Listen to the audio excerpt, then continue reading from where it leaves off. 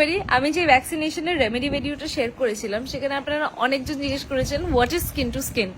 মানে আমি তোমাদেরকে বলেছিলাম যে মীরা কেন কাঁদে না ভ্যাকসিনেশনের পরে, বা হার্ডলি 1-2 মিনিট কাঁদে, সেটা কি করে হয়? কারণ অনেক বেবিজরা অনেকক্ষণ ধরে জ্ঞান জ্ঞান করে, রাইট? তো সেটা হচ্ছে skin to skin is my formula বলতে পারেন, মাই সলিউশন বলতে পারেন।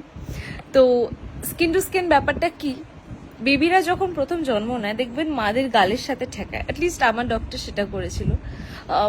বেবি যখন, আমার মীরা যখন হয়েছিল ওর গালের সাথে আমার গালটা ঠেকিয়েছিল, একটা বন্ডিং ক্রিয়েট করে।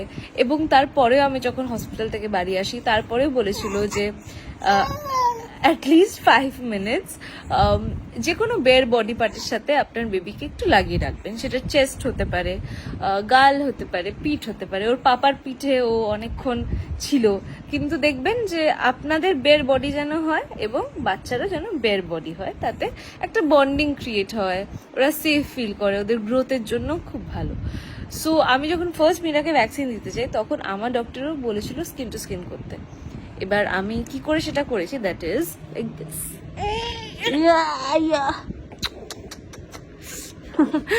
ওর গালের সাথে আমি গাল ঠেকিয়ে রাখি যখন ইঞ্জেকশনটা হয়, তাতে ওর কান্নাটা বেশিক্ষণ লাস্ট করে না, অ্যাটলিস্ট মানে হার্ডলি 1 মিনিট লাস্ট করে।